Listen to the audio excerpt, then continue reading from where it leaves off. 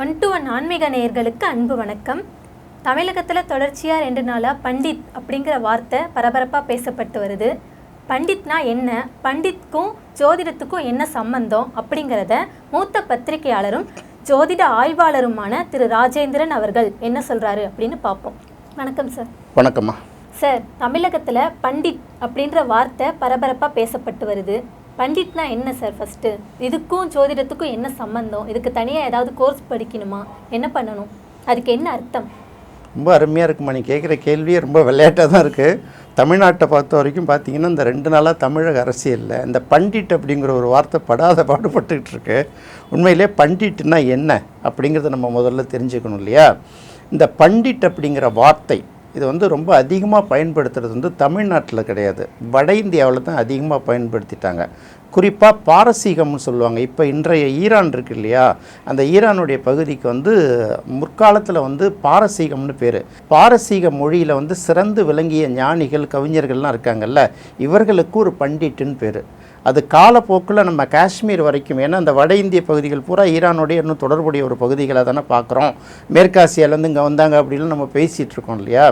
அப்போ அது பார்க்கும்போது அந்த பண்டிட் அப்படிங்கிறது கொஞ்சம் கொஞ்சமாக இங்கே பரவி காஷ்மீரில் பண்டிட்டுகள் அப்படிங்கிற ஒரு இனமே வந்துருச்சு. ரொம்ப அந்த அறிவில் சிறந்து விளங்குபவர்கள், வேதங்களை நல்லா தெரிந்தவர்கள், ஆன்மீக தத்துவங்களில் அதிகமாக ஈடுபாடுடையவர்கள், நல்ல ஞானம் உள்ளவர்கள், அதையும் கடந்து ஜோதிடமும் தெரிந்தவர்கள், இவர்களை பண்டிட் அப்படின்னு அழைக்கக்கூடிய ஒரு முறை பிற்காலத்தில் ஆரம்பமாச்சு. இதில் ரொம்ப சிறந்து விளங்குகள் ஒரு பிரிவினருக்கு காஷ்மீர் பண்டிட்டுன்னு நம்ம சொல்கிறோம் இல்லையா? இப்போ நேரு அவர்களை பற்றி நம்ம சொல்லும்போது என்ன, பண்டிட் ஜவஹர்லால் நேரு அப்படின்னு சொல்கிறோம். அவங்களுடைய சகோதரி ஐநா சபையில் பொறுப்பில் இருந்தாங்கள, அவங்கள விஜயலட்சுமி பண்டிட் அப்படின்னு சொல்கிறோம்ல, அது ஒரு இனத்தோட பேராகவும் ஒரு கட்டத்தில் தொடங்க ஆரம்பிச்சுது. காலப்போக்கில் என்னாச்சுன்னா வட இந்தியாவில் இந்த பண்டிட் அப்படிங்கிற ஒரு வார்த்தை ஜோதிடம் பார்க்கிறவர்களும் கூப்பிட அழைக்க ஆரம்பிச்சிட்டாங்க. இப்போ இங்கே என்ன பிரச்சனை அப்படின்னு கேட்டிங்கன்னா, ஒரு பட்டில் வடிவேல் சொல்லுவார்ல சிங்கமுத்தை பார்த்துட்டு, நீ புடவை தானே வியாபாரம் பண்ணுற, நீ எதுக்கு உன் பேரை நெருப்பு நீலமேகன்னு வச்சுருக்க அப்படின்னு கேட்பார் இல்லையா? அது மாதிரி இந்த பண்டிட் அப்படின்னு ஒரு பேரை சேர்த்துக்கிட்டா ரொம்ப படிச்சுட்டு வந்திருப்பாங்க போல்றக்கு, இவங்க ரொம்ப விவரம் தெரிஞ்சிருப்பாங்க போல்றக்குன்னு நினச்சிட்டு மக்கள் என்ன பண்ணால் உங்களை நாடி போவாங்க இல்லையா? அதனால் பின்னாடி இந்த பண்டிட் அப்படிங்கிற வார்த்தைகள் நிறைய சேர்க்க ஆரம்பிச்சிட்டாங்க. உண்மையிலே பண்டிட்னா என்ன, பண்டான்னா என்ன, இதுலேருந்து தான் நம்ம சொல்கிறோம். இந்த பண்டிட்டுங்கிறது தமிழ் சொல் கிடையாது. இந்த பண்டா அப்படிங்கிற ஒரு வேர்டு, பண்டான்னா அறிவில் சிறந்தவர்கள் அப்படின்னு அர்த்தம். இப்போ தமிழில் பார்க்கும்போது பண்டாரம் அப்படின்னு ஒரு வார்த்தையை சொல்கிறோம்ல, இந்த பண்டாரம் அப்படிங்கிறதுக்கு என்ன பொருள் அப்படின்னு கேட்டிங்கன்னா, களஞ்சியம் அப்படின்னு பேர். இப்போ சோழர்களோட தானிய களஞ்சியம், இப்போ நம்ம ட்ரெஷரின்னு சொல்கிறோம்ல, கருவூலம் அப்படின்னு சொல்கிறோம்ல, அதே போல் சோழர்களோட தானிய களஞ்சியம் தானிய பண்டாரம் அப்படின்னு சொல்லுவாங்க. பொன்னியின் செல்வரில் கல்கி இந்த வார்த்தையை பயன்படுத்தி எழுதிவார். அதாவது ரொம்ப அறிவில் ரொம்ப குவிந்து கிடக்கிறார்கள், அறிவில் சிறந்த ஞானிகள் இருக்காங்கல்ல, அவர்களுக்கு பண்டாரம் அப்படிங்கிற ஒரு பெயர் உண்டு. நம்ம தமிழ் மரபுப்படி ஜோதிடத்தில் மிகச்சிறந்து விளங்கிய கணியர்கள் அப்படின்னு சொல்லுவாங்கள்ல, அவர்களை பண்டாரம் அப்படின்னு சொல்லுவாங்க. இப்போ நம்ம வள்ளுவர்கள் அப்படின்னு சொல்கிறோம்ல, அதான் வள்ளுவ பண்டாரம். அதே போல் ஆன்மீகத்தில் அந்த கோயில் பூஜைகள் புனஸ்காரங்கள்லாம் தமிழில் சிறந்து விளங்கினார்கள்ல, அவர்களுக்கு ஆண்டி பண்டாரம் அப்படிங்கிற பேர் உண்டு. அந்த கோயில் சம்மந்தப்பட்ட தொடர்புடைய அத்தனை வேலைகளும் அவர்கள் செஞ்சதுனால அவர்கள் அதில் தலை சிறந்தவர்கள், அதனால் அவர்களுக்கு ஆண்டி பண்டாரம்னு பேர். வானசாஸ்திரத்தில் மிகச்சிறந்து விளங்குகள், ஜோதிட சாஸ்திரத்தில் மிகச்சிறப்பாக விளங்கியவர்களுக்கு வள்ளுவ பண்டாரம்னு பேர். அதே போல் இந்த பண்டாரம்ங்கிறது ஒரு காலத்தில் ரொம்ப உயர்வான மக்களை குறிக்க பயன்படுத்தக்கூடிய ஒரு சொல். சோழர்களோட வரலாற்றை ஆய்வு பண்ணி கல்வெட்டுக்கள், நாணயங்கள், செப்பேடுகள், இலக்கியங்கள் எல்லாத்தையும் ஒப்பிட்டு ஒரு தெளிவான சோழர்களோட வரலாறை கொடுத்தவருக்கு பேர் சதாசிவ பண்டாரத்தார்னு பேர்.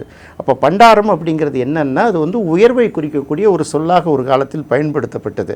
அவர் என்ன பண்டாரம்னா, அவர் வேறு சமூகத்தை சேர்ந்தவர்.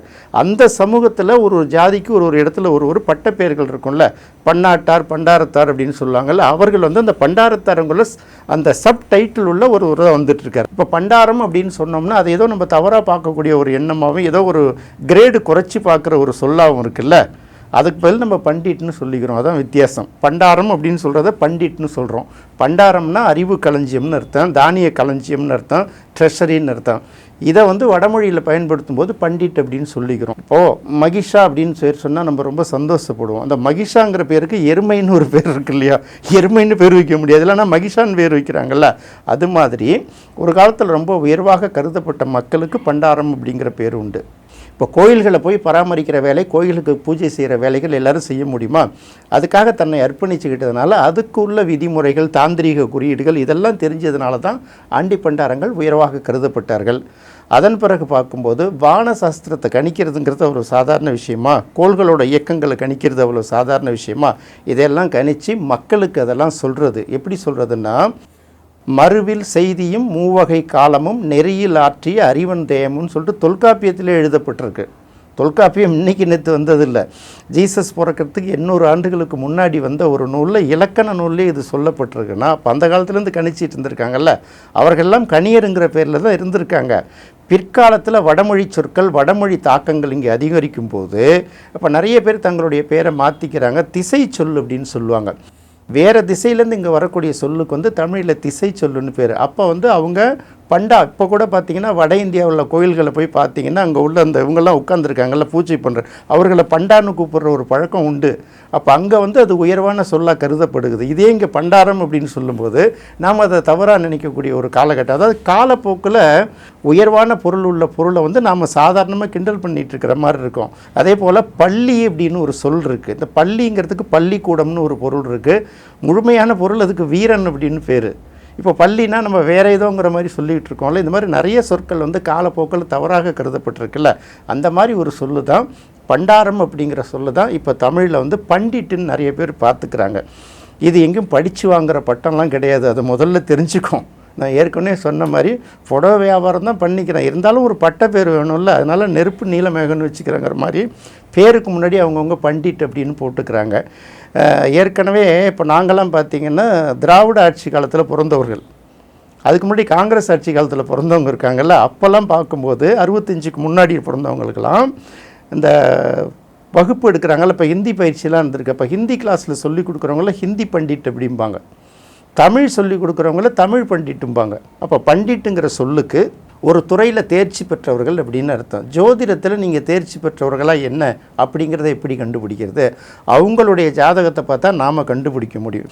அப்போ அவங்களுடைய ஜாதகத்தில் வாக்குஸ்தானம் எப்படி இருக்குது? அப்போ பண்டிட்டுங்கிறது வந்து 2 நாளாக ஏன் பரபரப்பாக போயிட்டுருக்குன்னு பார்க்கணும் இல்லையா? இப்போ இந்த பண்டிட் தான் வந்து விஜய் அவர்களுடைய அந்த அரசியலுக்கு வர்றதுக்கு எல்லாத்துக்குமே நாள் குறித்து கொடுத்தவர். அவர் தான் எல்லாத்தையும் சொன்னார், வெற்றி பெறும். அதெல்லாம் ஒரு பக்கம் நம்ம அதெல்லாம் நம்புவோம். இப்போது கரூரில் ஒரு 44 பேர் வந்து உயிரிழந்திருக்காங்க கூட்ட நெரிசலில். இப்போ ஜோதிடம் வெற்றி பெறுவார் அப்படின்னு கணிக்க தெரிஞ்சவருக்கு அங்கே போனால் இந்த காலகட்டங்களில் அந்த மீட்டிங் போனால் நீங்கள் போக வேணாங்க, கொஞ்சம் வெயிட் பண்ணுங்கள், இல்லை கேன்சல் பண்ணுங்கள், அங்கே போனீங்கன்னா உயிர் சேதம் ஏற்படும் அப்படின்னு முன்கூட்டி சொல்லியிருக்கலாம் இல்லையா? இப்போ ஜோதிடர்களுக்கு தெரியுங்களா, அசம்பாவிதம் நடக்க போகிறத வந்து லேசாவது கண்டுபிடிக்க முடியும். இப்போ நம்ம கூட வந்து பார்த்திங்கன்னா நம்ம ஒன்றும் பெரிய தேர்தல் கருத்து கணிப்பில் மன்னர் கிடையாது, ஜோதிட கணிப்பில் மன்னர் கிடையாது. ஒரு விஷயத்தை தெளிவாக சொன்னோம்ல, சூரியன் செவ்வாய் சனி இப்போ வந்து கோச்சார ரீதியாக சேர்ந்து இருக்குது. இந்த நேரத்தில் யார் என்ன கணக்கு போட்டாலும் தப்பாக போகும், கருத்து கணிப்புகளும் தப்பாக போகும், ஜோதிடர்களோட கணிப்புகளும் தப்பாக போகுங்கிற ஒரு விஷயத்தை நம்ம சொல்கிறோம்ல. இவ்வளோ தூரம் கணிக்கிறவர்களுக்கு அது தெரியாதா? அப்போ ஜோதிடத்தை வந்து வணிகமயமாக்கும் போது சில சிக்கல்கள் உருவாகும். ஜோதிடம் பார்க்குறதும் பார்க்காததும் அவர்களுடைய தனிப்பட்ட விருப்பம். கோயில்களுக்கு போகிறது, கடவுளை கும்புறது அவங்கவுங்க தனிப்பட்ட நம்பிக்கை. அதில் வந்து நமக்கு எந்த மாற்று கருத்தும் கிடையாது.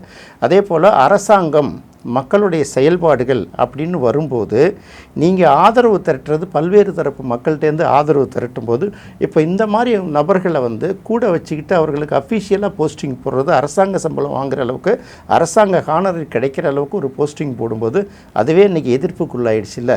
அதுதான் சிக்கலாகி போனது. உயர்ந்த பொறுப்பில் இருக்கிறவர்கள் பல விஷயங்களுக்கு முன்னுதாரணமாக இருக்கணும், அப்படி தான் நம்ம சொல்கிறோம். ஸோ அந்த பண்டிட்டுங்கிற வார்த்தை ஏன் என்னெல்லாம் பரபரப்பாக பேசப்படுதுங்கிறதுக்கும், இந்த பண்டிட்டுங்கிற வார்த்தை இப்போ எப்படி வந்தது, ஏன் உபயோகப்படுத்தணுங்கிறதும் நீ கேள்வி கேட்டதுக்கு எனக்கும் தெளிவாக ஒரு பதில் சொல்ல முடிஞ்சுது. இந்த கேள்வி கேட்டதுக்கு நான் முதல்ல உங்களுக்கு நன்றி சொல்லணும். சார், பண்டிட் அப்படிங்கிறதுக்கு தனியாக படிக்கணும் அப்படிங்கிற ஒரு அவசியம் இல்லை. அதுவும் இல்லாமல் ஒரு ஜோதிடர் அவர் உண்மையான ஜோதிடரா அப்படிங்கிறதுக்கு அவரோட ஜாதகத்தை தான் பார்க்கணும் அப்படிங்கிறத ரொம்ப தெளிவாக ஒரு விளக்கம் கொடுத்தீங்க சார். இந்த நிகழ்ச்சியில் கலந்துக்கிட்டு உங்களோட கருத்துக்களை ஷேர் பண்ணிக்கிட்டதுக்கு ரொம்ப நன்றி சார். நன்றிம்மா. என்ன நேயர்களே, இந்த நிகழ்ச்சி உங்களுக்கு ரொம்ப பிடிச்சிருக்கும்னு நினைக்கிறேன். மீண்டும் மற்றொரு சுவையான நிகழ்ச்சியில் சந்திப்போம். நன்றி, வணக்கம்.